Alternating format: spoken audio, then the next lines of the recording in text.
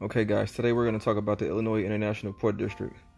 The Illinois International Port District is an Illinois municipal corporation created to promote the shipment of cargoes and commerce through its facilities.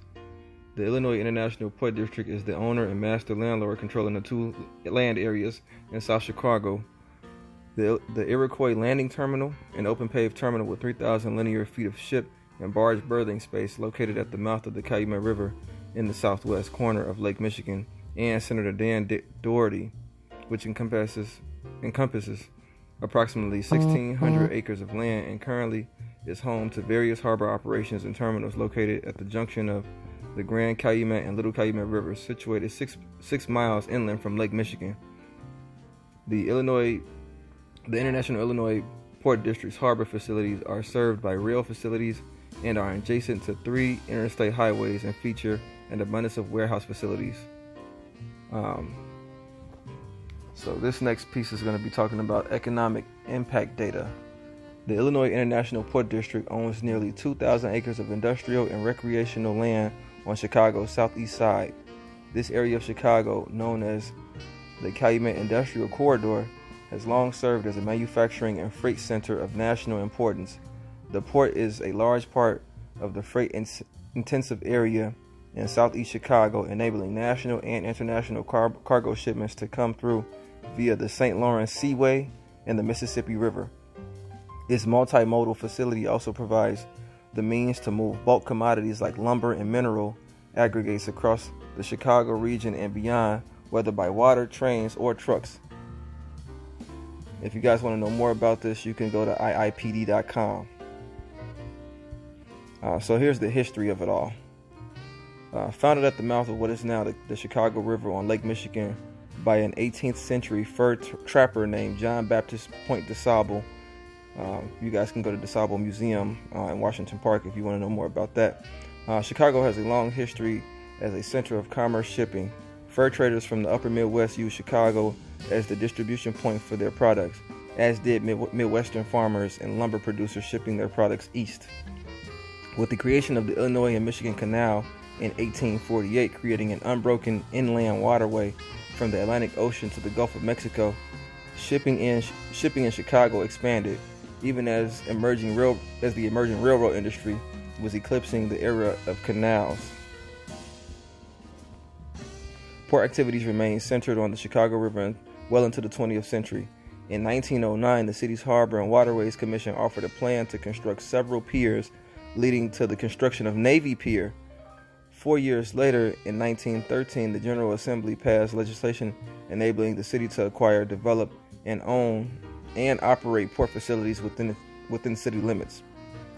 The modern history of the Port of Chicago began in 1921 when state legislature passed the Lake Calumet Harbor Act, authorizing the city to build a deep water port at Lake Calumet.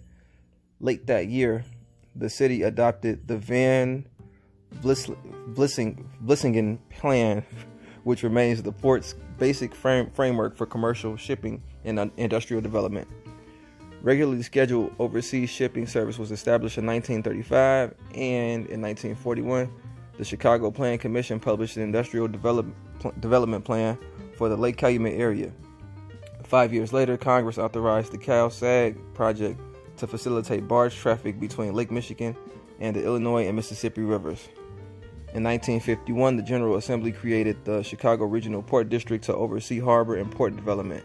A year later, the state legislature established the district as an independent municipal corporation with title to approximately 1,500 acres of marshland at Lake Calumet.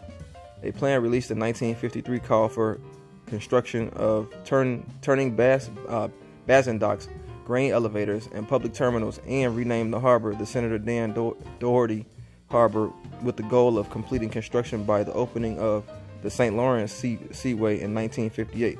The port opened with great fanfare in 1958, well before the Seaway was officially dedicated on June 26, 1959. In 1960, in exchange for a long-term lease, Union Tank Car created an enlarged deep-water turning basin and additional slips along the east side of the harbor, and eventually built 91 liquid storage tanks with a combined capacity of 800,000 barrels. In 1972, Navy Pier officially ceased operations of commercial shipping at that location.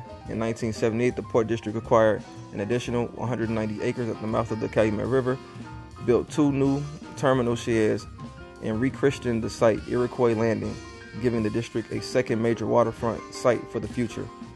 Since 1979, the Iroquois Landing Terminal has always been regarded as the finest deep draft and shallow draft terminal on the Great Lakes, with inland river systems and with unparalleled access by ocean, lake, and river vessels. Today, the Illinois International Port moves more general cargo than any other port on the Great Lakes, with an annual total waterborne tonnage of over 19 million tons, maintaining Chicago's place among the top 36 ports in the nation. The goods, products, natural resources, and finished goods are shipped via the port throughout the world and are received from all corners of the globe. The Port of Chicago truly brings the world's markets to Chicago's doorstep and Chicago's products to the world.